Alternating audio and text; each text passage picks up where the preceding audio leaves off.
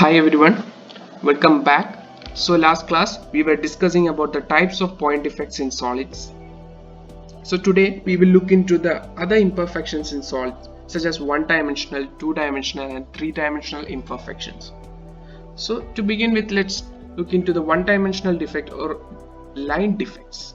So line defects is basically a one-dimensional defect, and line defects they are also known as dislocations. So line defects or dislocations, they are abrupt change in atomic order along a line. So what happens here is the atom surrounding the dislocation will not be located in its designated lattice height. So this leads to a misalignment of atoms surrounding the dislocation line. So they occur if an incomplete plane inserted between perfect planes of atoms or when vacancies are aligned in a line. So when an incomplete plane is inserted into a crystal arrangement, a line defects will occur. So line defects, they can weaken or strengthen solids.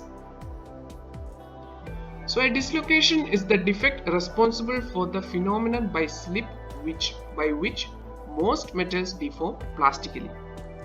So as you can see here, this is a crystal arrangement. So here when a shear stress is applied on a particular atom, so the sliding of atom will be taking place, and the plane around which the sliding of atom is happening is known as the dislocation plane. So here when a stress is applied, the upper half will be sliding over the lower half. So the upper half atoms will slide over the lower half atoms. So all these bonds between atoms will be broken and new bonds will be formed. So as we can see, a lot of energy is required by the atoms taking part in the sliding force, and the atoms will require very large energy, but the measured energy or the measured force we observe is very small. So it is observed that there may be some defects in the material which helps to deform material by lower energy, and these were called as dislocations.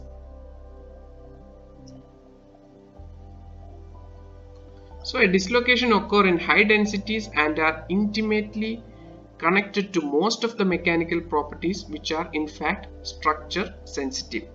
So all the properties like strength, ductility, etc. are controlled by dislocations.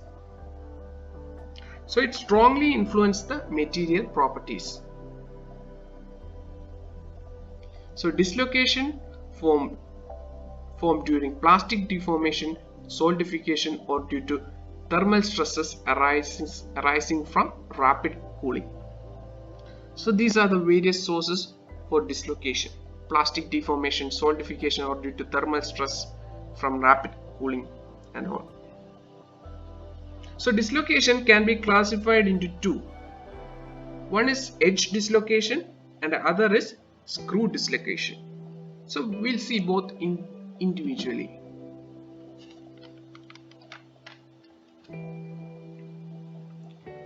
So edge dislocation is also called as Taylor-Irwin dislocation.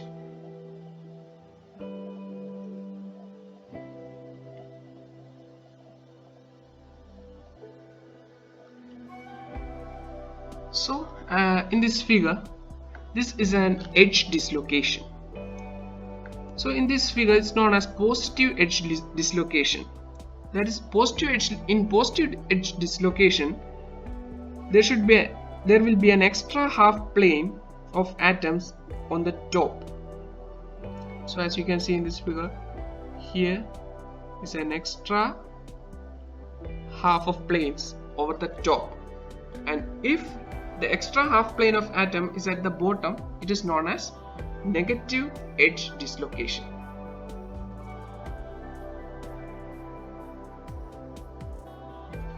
So it will have regions of compressive and tensile stresses on either side of plane containing dislocation. So here we can see an extra number of atom that is squeezed over the space. So the atoms over here will have we can say less space and more number of atoms. So this region is known as the region of compression. So the region where there is extra number of atoms and less spacing is known as the region of compression. And also here there is more space and less atom. That is, one atom is less in each line. And here, and this region is known as the region of tension.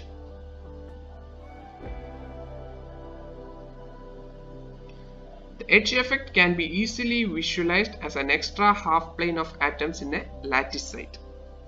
So an extra half plane will be seen on the lattice site. If it is over the top, it is known as positive edge dislocation, and it is over the bottom, it is known as, or over the lower half side, it is known as the negative edge dislocation. And that is all about edge dislocation. So now let us get an idea of screw dislocation. The screw dislocation is slightly more difficult to visualize. So visualization is slightly difficult due to the 3D movement of atoms around the dislocation. So in edge dislocation, we saw there is an extra half plane of atoms. But in screw dislocation, instead of an extra half plane of atoms, a perfect crystal is there. A perfect crystal is taken. We take a perfect crystal and is cut it in a halfway through, and we will shear it. So here in a screw dislocation, after taking a perfect crystal, we will cut the half, or exactly the half portion of the crystal like this, and we will shear this crystal. So this type of dislocation is known as a screw dislocation. So the motion of screw dislocation is also a result of shear stress, but the defect line movement is perpendicular to the direction of stress and the atom displacement rather than parallel. So rather than parallel, here in a screw dislocation, the defect line movement will be perpendicular to the direction of stress. Okay, so the dislocation move along the densest place of atoms in a material because of the stress needs to move the dislocation. The dislocation increases with the spacing between the planes. The stress will increase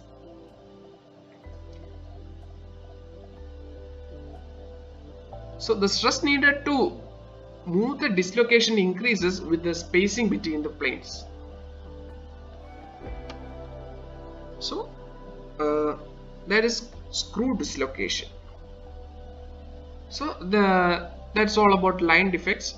So the line defects, they are generally of two types: edge defect and screw dislocation. So next one is planar defect. So planar defect, it is a 2D or two-dimensional imperfection in crystalline solids. So an interfacial or planar defect is a two-dimensional imperfection in crystalline solid and have different crystallographic orientation on either side of it. So we have a different crystallographic orientation on both sides of, or the either sides of plane. Surface defects may arise at the boundary between two grains or small crystals within a crystal. So these defects are seen on the boundary between the two grains or crystals. The region of distortion is about few atomic distances. They usually arise from clustering of line defects into a plane. So line defects are clustered into a plane in planar defects or surface defects. So now let us discuss some important types of planar defects. So first one is grain boundary. So as you can see in this figure, the crystalline material is composed of many grains. These are the different grains in crystalline material, and each grain will be having a particular crystal orientation, and the planes where the change of crystallographic orientation takes place is known as a grain boundary.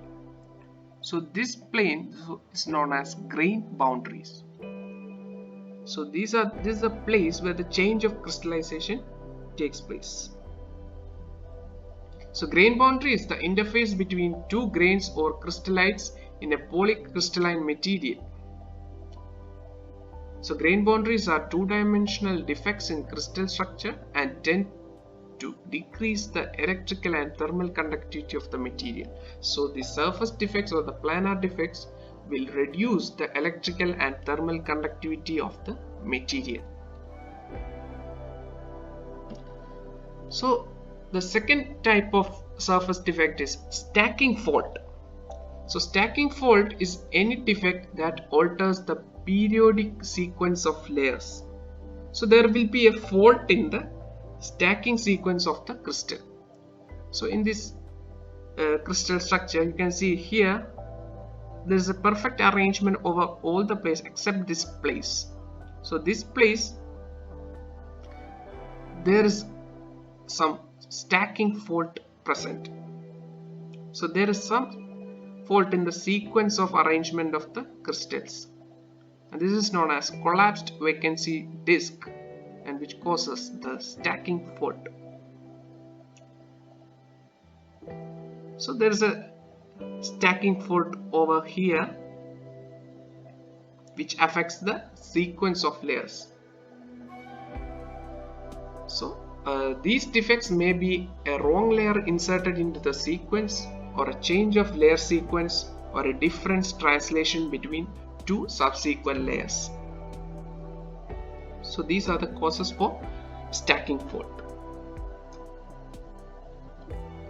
Okay, so next is crystal twinning or twin boundary. So this is a result of an intergrowth of separate crystals in a variety of specific configurations. So in this figure, there is a symmetry in the orientation. So this is the boundary. So for every atoms in this grain, there will be a equivalent atom on the other grain.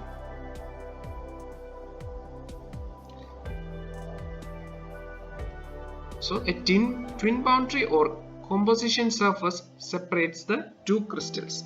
So this is the twin boundary that's separating the two crystals, and the lattice points in one crystal are shared as lattice points in another crystal, adding apparent symmetry to the crystal pairs. So the lattice points are shared to create the symmetry. So here the lattice points will be shared. So that's all about